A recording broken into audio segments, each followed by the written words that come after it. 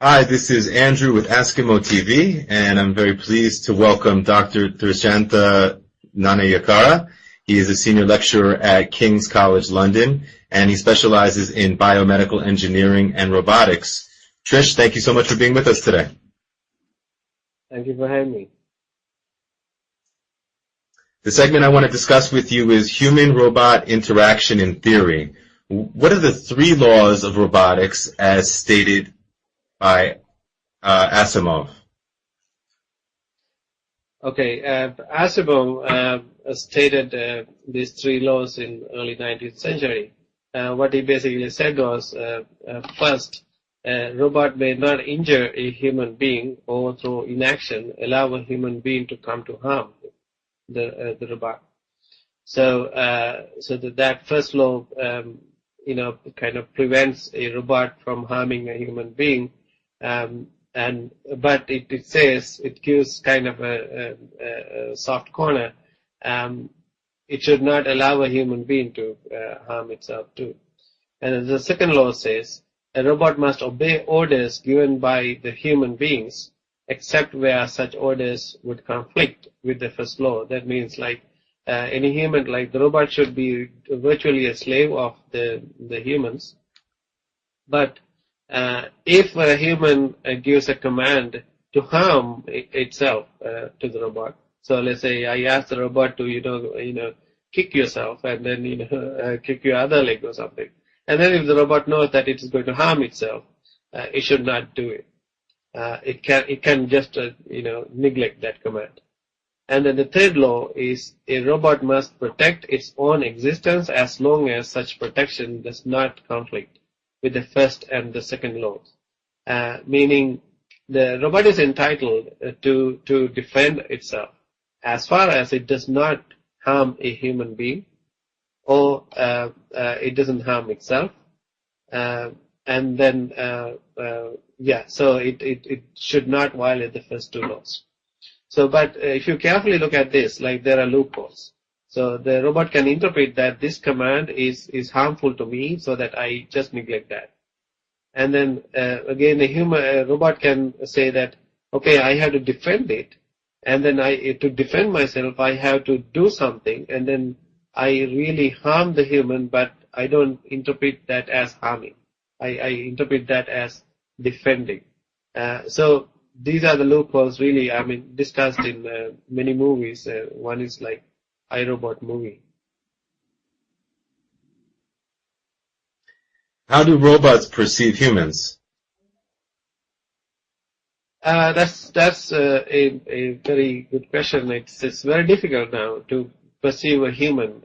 So what robots do, mostly mobile robots do, is to look at the thermal image of the humans, because we have a warm body, and then you can kind of separate out a human from the rest of the things in the environment by looking at the shape of this thermal image.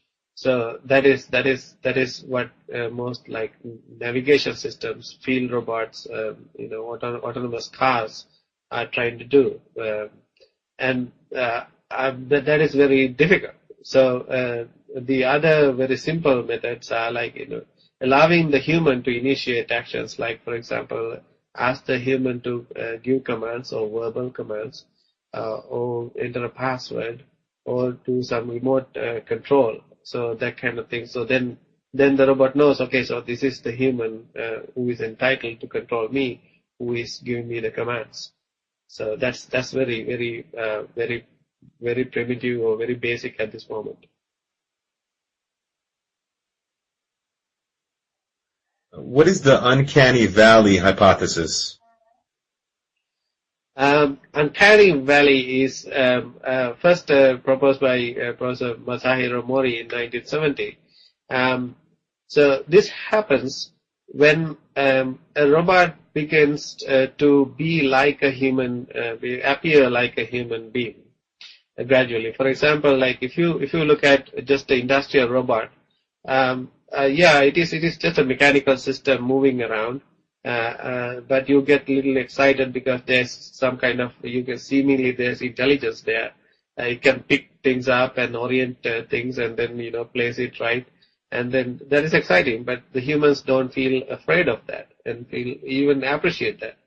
So, but when gradually the robot becomes more and more kind of anthropomorphic, it looks like the human, then the people begins to kind of get some resistive feeling. So it is a culturally conditioned and sometimes religiously conditioned feeling. It is not only the appearance, it is the behavior and appearance together. For example, if you go to the wax museum, you see people almost as they are, but you don't feel this uncanny valley feeling because you know that they are not alive.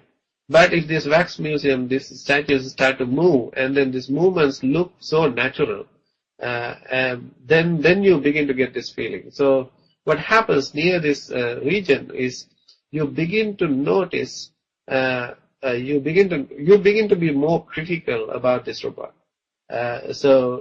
Feeling that okay, so this is not really human.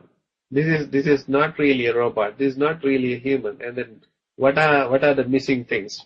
Okay, so the skin doesn't really look human, or that behavior doesn't look really human. And then when that gap reduces bit and little by little, the human increasingly becomes kind of gets the hostile feeling. It's almost a human, and then but it is not a dead body too, right? It is almost a dead human kind of feeling, and then that really gives some kind of a aversion towards this thing. So that is called the uncanny valley. And then you get out of the uncanny valley if the robot perfectly becomes the human. So that is a really hard kind of barrier to overcome.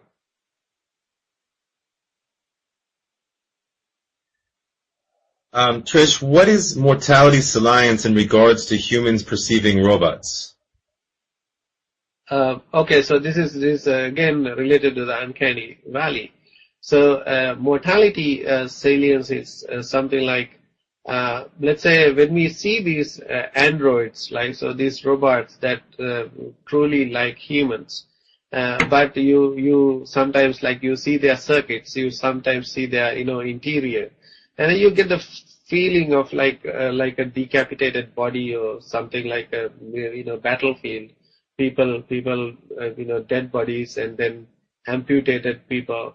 Something like that. So that is one aspect of it, and that is like you remind death and battles and torture and things like that. And then the other thing is, so you get the feeling that okay, so my own survival can be threatened by this thing, this android, this robot. So he can threaten my job sometimes. So let's say even a surgeon can get the feeling that, okay, this truly intelligent robot might throw me out of the job or something. Or he or she can be even a partner for my partner, and then you get this really negative feeling about it. And then these facades, so then it gives you some kind of subconscious fear that even we can be really programmed beings. We are not really alive, right? So we are also this kind of dead things that move around, and it gives you some kind of okay. We are also machines that look intelligent, that kind of feeling. So this is the psychological side of the mortality salience. Thrish, I find the human-robot interaction very interesting, and I'm glad you were able to talk to us about it. Thank you. Thank you very much.